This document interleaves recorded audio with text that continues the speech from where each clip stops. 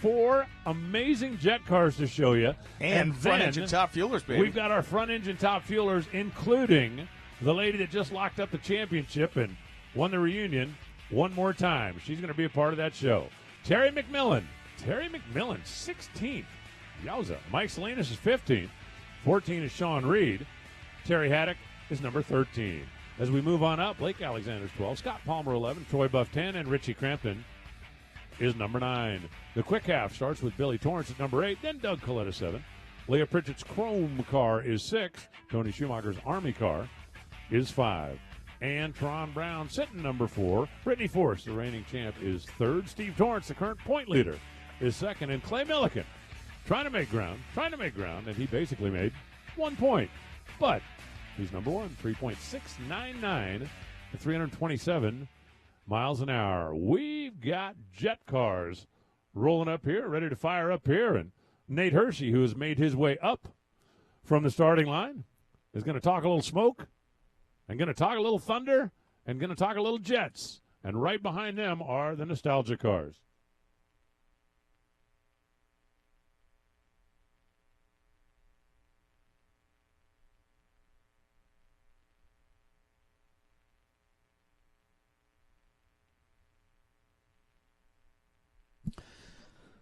Well, that's right. Thank you very much, Alan, as we bring up a couple of cars that are very well known in the world of jet cars, both of them with Lucas Oil on the side of them. Tony Franco Jr., Tony Franco Sr. sitting behind the wheel of these jet cars as we bring them to life. For those of you that have spent some time out here hanging out at a national event, well, you pretty much know that on Fridays and Saturdays we get the opportunity to enjoy a little power. And if you have been out here earlier in the day, unfortunately, what we're going to see right now is Tony Franco Jr.'s car getting backed off the starting line. It's going to be a solo shot for Senior as he blows the wraps off of the canisters that are holding down the camera down there. A whole lot of afterburner pop, and again, we were talking about earlier in the day, we saw a whole lot of activity out of Nellis Air Force Base. We're going to find out what happens here when you turn one of these jets that we saw flying through the sky loose on a racetrack. So with Tony Franco Sr. lining up, we are talking about he is one of the largest squid fishermen in the West with 40 boats. I guess after you do a little squid fishing, you want to go a little jet car racing. Tony, down away, and 561, 287 miles an hour. So we've been watching the jets fly through the sky. Now we're watching them fly across the pavement here at the Strip at Las Vegas Motor Speedway. 561, 287 for Tony Franco Sr. and that terminal velocity. 20 years Tony has been piloting jet cars. And of course, he and his wife, Jerry Franco, have been doing this and celebrating the sport of drag racing and entertaining fans from coast to coast. So definitely a huge, huge way to finish off things here today after a couple of very good sessions of qualifying.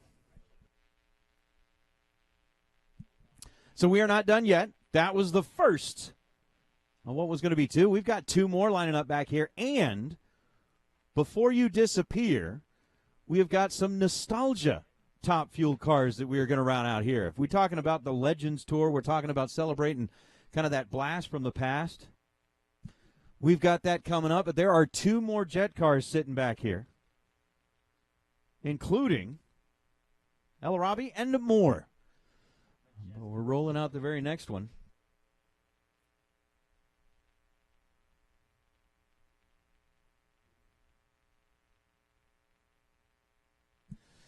So as we bring out the next one, we saw Franco, 561, 287. Normally, we get the opportunity to watch the Jets under the lights, but it's a nice little early day as we're out here.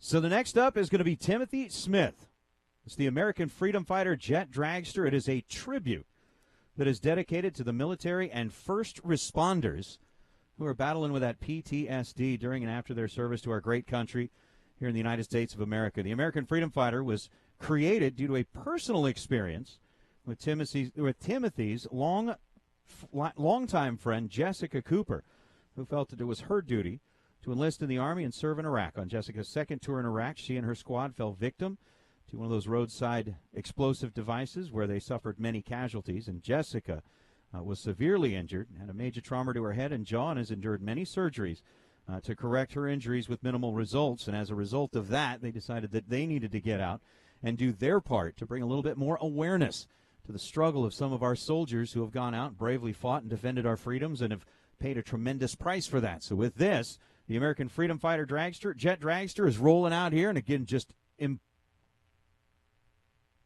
buries the tower with that white smoke as the afterburners begin to kick in, and it's time for a little jet pop. Again, taking a look at what these cars can do, they will run on kerosene, they'll run on diesel fuel, they'll run on jet fuel, they'll run on pretty much anything. You can burn whatever you want once that jet is fired up, and a whole bunch of smoke pouring out from behind Timothy Smith's car. Of course, Remley Smith, Chris Story, and Kim Kevorkian all helping to keep the American Freedom Fighter jet out on the racetrack. So with, again, the tower, you guys are going to have to tell me what's going on because we can't see a thing from up here. Just continuing to bury us in a cloud of smoke. And, all right, we got a little window here for a moment. I got a feeling it's gone again. Thank you anyway. I will tell you this. When we are not covered in a cloud of smoke up here in the tower, it is one of the most amazing views that you have ever seen behind a jet car. I don't know how many of you get the opportunity to normally stare down the barrel of a jet. It's not something that I like to do on a regular basis, but every once in a while you get to. And when that thing leaves, it's going to be pretty cool. So Tim Smith,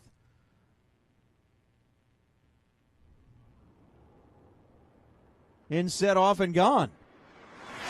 Down to half track at 198 miles an hour, and he finishes up 599, 267 miles an hour. So Tony Franco Jr., 581, Tim Smith, 599. And now, we've got one more before we go into the nostalgia cars. El Arabe coming in out of Mexico. How about this? Juan Cantu started his professional career in 1985 when he was just 9 years old, being the youngest race car driver in the history of the European standard category. But 9 years old was the first time he strapped behind the wheel of a race car, and Juan decided that wasn't enough. He moved up through the different categories until he became a pro competition star, continued to receive outstanding results, and became the national and divisional champion in 2014 and 2016. So a couple of championships to his name. And after that, decided that he needed even more speed. So he decided that a jet car was the way to go. He has been entertaining fans throughout